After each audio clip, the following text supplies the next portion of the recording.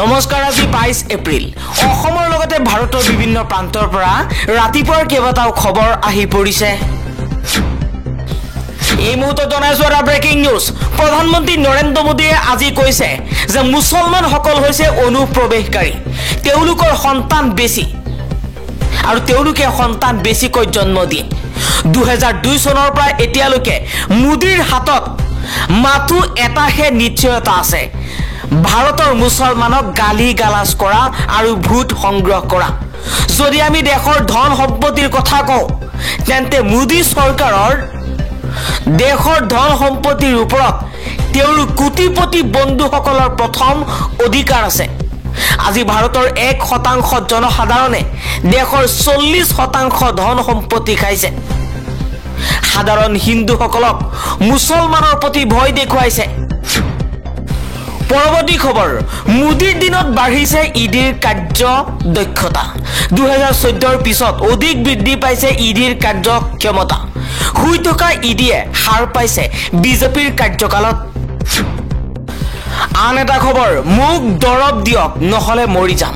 তিহাৰ জেলত অৰবিন্দ কেজৰিৱালৰ কৰুণ আহ্বান। তিহাৰ জেলতে শেষ নিশ্বাস ত্যাগ কৰিব নেকি দিল্লীৰ মুখ্যমন্ত্ৰী অৰবিন্দ কেজৰিৱালে? দৰৱ খাবলৈ নিদি দিল্লীৰ মুখ্যমন্ত্ৰীক হত্যাৰ ষড়যন্ত্ৰ ৰচনা কৰিছে বিজেপি চৰকাৰে। পৰৱৰ্তী খবৰ, তুম তো ধোকেবাজ হো গীত গাই প্ৰধানমন্ত্ৰী নৰেন্দ্ৰ মোদীক কটাক্ষ আৰজেডিৰ নেতা তথা বিহাৰৰ প্ৰাক্তন উপ মুখ্যমন্ত্ৰী তেজস্বী যাদৱৰ। পৰৱৰ্তী খবৰ, নিৰ্বাচন প্ৰচাৰত কিয় নিষিদ্ধ হ'ব লাগে প্ৰধানমন্ত্ৰী মোদী? ধৰ্মৰ নামত বাৰে বাৰে বিজেপিয়ে বিচাৰিছে ভোট। আইনৰ মুকলি উলংঘা দেখিও আজিও নীৰৱ হৈ আছে নিৰ্বাচন আয়োগ। আন এটা খবৰ, গণতন্ত্ৰৰ প্ৰতিয়েই আস্থা নোহোৱা হৈছে নেকি ভাৰতীয় জনসাধাৰণৰ? মোদী ঢৌ শূন্য হোৱাৰ স্পষ্ট ইংগিত দিলে জনতাই। বিজেপিৰ শাসিত ৰাজ্যত সৰ্বাধিক কমিল ভোটদানৰ হাৰ। 2019 চনৰ দৰে ভোট দিবলৈ ওলাই নাহিল লাখ লাখ নাগৰিক। গণতন্ত্ৰৰ প্ৰতিয়েই আস্থা নোহোৱা হৈ পৰিছে নেকি ভাৰতীয় জনসাধাৰণৰ? আন এটা খবৰ, কংগ্ৰেছে ৰাইজক মিছা কৈছিল, অপশাসন কৰিছিল, অন্যায় কৰিছিল। এইবাৰ কংগ্ৰেছৰ বিৰুদ্ধে সৰব হৈ এই মন্তব্য কৰিছে পীযুষ হাজৰিকাই। সকলোকে উন্নয়নৰ সপক্ষে ভোট প্ৰদান কৰিবলৈ আহ্বান জনাইছে মন্ত্ৰী পীযুষ হাজৰিকাই। তেওঁ ভাষণত কৈছে যে আজিৰ পৰা 8 বছৰ পূৰ্বে অসমত বিজেপিয়ে চৰকাৰ গঠন কৰিছিল। এই 8 বছৰত আমি এনে কিছুমান কাম কৰিলো যাৰ বাবে অসমৰ ৰাইজে 3 বছৰ পূৰ্বে দ্বিতীয়বাৰৰ বাবে ভাৰতীয় জনতা পাৰ্টিক ভোট দি জয়যুক্ত কৰিছে। সেয়া লাগিলে বিধানসভা নিৰ্বাচন হওক, লোকসভা নিৰ্বাচন হওক, উপ নিৰ্বাচন হওক, পঞ্চায়ত নিৰ্বাচনেই নহওক কিয়, সকলোতে ৰাইজে ভোট দিছে বিজেপিক। তাৰ আগত অসমৰ লগতে সমগ্ৰ ভাৰতবৰ্ষত কংগ্ৰেছে 60 বছৰ কাল ৰাজত্ব কৰিছিল। কিন্তু ইমান বছৰে কংগ্ৰেছে ৰাইজক মিছা কথা কৈছিল, অপশাসন কৰিছিল, মানুহক অন্যায় কৰিছিল। কংগ্ৰেছ ভাৰতবৰ্ষৰ নিৰীহ জনতাৰ হত্যাৰ অপৰাধী। এনেকুৱা দিন আহিছিল কংগ্ৰেছৰ দিনত মানুহে খাবলৈ নাপাই মৃত্যু মুখত পৰিবলগীয়া হৈছিল। কংগ্ৰেছে অসমত 60 বছৰত মাত্ৰ 6খন মেডিকেল কলেজ বনাইছিল, যাৰ বাবে চিকিৎসকৰ অভাৱত ভুগিবলগীয়া হৈছিল সাধাৰণ ৰাইজ। গাঁৱলৈ চিকিৎসক পঠিয়াব নোৱাৰা হোৱাত এক হাহাকাৰময় পৰিৱেশৰ সৃষ্টি হৈছিল। কিন্তু 8 বছৰত মুখ্যমন্ত্ৰীয়ে অসমত 18খন মেডিকেল কলেজ বনাবলৈ সক্ষম হৈছে। পীযুষ হাজৰিকাই কৈছে কংগ্ৰেছৰ দিনত চাকৰি পাবলৈ ধনীঘৰৰ হ'ব লাগিব, নহলে চাকৰি নাপায়। এতিয়া চাকৰি পাবলৈ মেধা সম্পূৰ্ণ হ'ব লাগিব। আগতে কংগ্ৰেছৰ দিনত চৰকাৰী ঘৰৰ নামত লাভ কৰিছিল ৭৫,০০০ টকা। একেবাৰে সাধাৰণভাৱে নিৰ্মাণ কৰি দিছিল ঘৰবোৰ। তাতে আকৌ ঠিকাদাৰ, দালালে, বিডিঅ, বিধায়কে মিলি পইচা খাইছিল। আজিকালি ঘৰবোৰ গৃহস্থই নিজৰ ইচ্ছা অনুসৰি সাজি লয়। এতিয়া ১.৫ লাখ টকা লাভ কৰে গৃহস্থই। এই কাম নৰেন্দ্ৰ মোদীয়ে কৰিছে বুলি মন্তব্য কৰিছে পীযুষ হাজৰিকাই। নৰেন্দ্ৰ মোদীৰ বাবে এয়া সম্ভৱ হৈছে বুলি মন্তব্য কৰিছে পীযুষ হাজৰিকাই। পীযুষ হাজৰিকাই লগতে কৈছে, এইবাৰ যিসকল ছাত্ৰীয়ে হায়াৰ ছেকেণ্ডেৰী পঢ়িব তেওঁলোকক 10,000, BA BHC পঢ়িব যিসকলে তেওঁলোকক 12,500 আৰু বিশ্ববিদ্যালয়ত যিসকলে পঢ়িব তেওঁলোকক 25,000 টকা প্ৰদান কৰিব ৰাজ্য চৰকাৰে। আন এটা খবৰ, আজি মণিপুৰৰ 11টা ভোট কেন্দ্ৰত পুনৰ হ'ব ভোট গ্ৰহণ।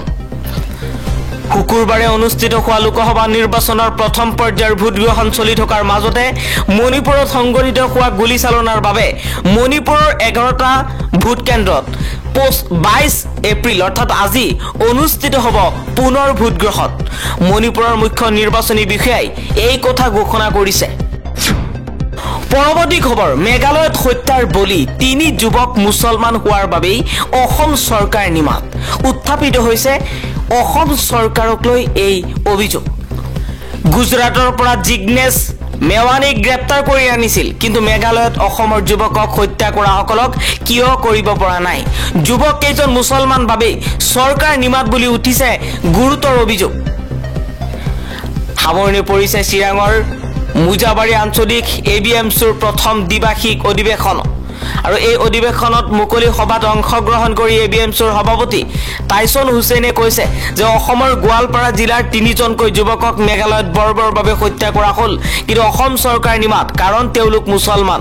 টাইছন হুছেইনে কৈছে এইখন অসম চৰকাৰে গুজৰাটৰ পৰা জিগ্নেশ মেৱানীক গ্ৰেপ্তাৰ কৰি আনিব পাৰে, অথচ অসমৰ গাতে লাগি থকা মেঘালয়ত অসমৰ 3জনকৈ মুছলমান যুৱকক হত্যা কৰা হত্যাকাৰীৰ বিৰুদ্ধে কোনো ব্যৱস্থা গ্ৰহণ কৰিব নোৱাৰে। তদুপৰি ABMCৰ সভাপতিগৰাকীয়ে বিজেপি ইয়াৰ অংশীদাৰী দলসমূহৰ বিৰুদ্ধে ভোটদানৰ বাবে অসমবাসীক আহ্বান জনাইছে। তেওঁ কৈছে বিজেপি দলে সদায় গণতন্ত্ৰৰ লগত সংবিধানৰ বিৰুদ্ধে কাম কৰিছে, গতিকে দেশ গণতন্ত্ৰ আৰু সংবিধান ৰক্ষাৰ বাবে বিজেপিৰ বিৰুদ্ধে ভোটদানৰ আহ্বান জনাইছে ছাত্ৰ নেতাজনে। সংবিধান উলংঘাৰে এই চৰকাৰে মুছলমানসকলক উচ্ছেদ কৰি অঘৰী সজোৱাৰ অভিযোগ কৰিছে টাইছন হুছেইনে। য'তে মদে এনকাউণ্টাৰ কৰাৰ বিৰোধিতা কৰি তেওঁ কয় এইখন মানৱ অধিকাৰ উলংঘা কৰাৰ চৰকাৰ। BTCত বিজেপিৰ মিত্ৰদল UPPLে প্ৰমোদ বড়োৰ নেতৃত্বত চৰকাৰ গঠন কৰি BTCৰ হাজাৰ হাজাৰ লোকক উচ্ছেদ কৰাৰ পৰিকল্পনাৰ অভিযোগ টাইছন হুছেইনৰ। তেওঁৰ অভিযোগ BTC চুক্তিক অৱজ্ঞা কৰি BTR চুক্তিমতে উচ্ছেদ চলাবলৈ বিচাৰি আছে প্ৰমোদ বড়োৱে। নিৰ্বাচনৰ পূৰ্বে দিয়া প্ৰতিশ্ৰুতি পালন নকৰাৰ অভিযোগ টাইছন হুছেইনৰ। এই মুহূৰ্তত জনাইছো এটা ব্ৰেকিং নিউজ। 2024 চনৰ লোকসভা নিৰ্বাচন কোনো ক্ষমতা লাভৰ বাবে নহয়, বৰঞ্চ দুখীয়াৰ অধিকাৰ, বৃদ্ধৰ প্ৰতি সন্মান আৰু প্ৰতিজন সাধাৰণ মানুহৰ সমৃদ্ধিৰ বাবে।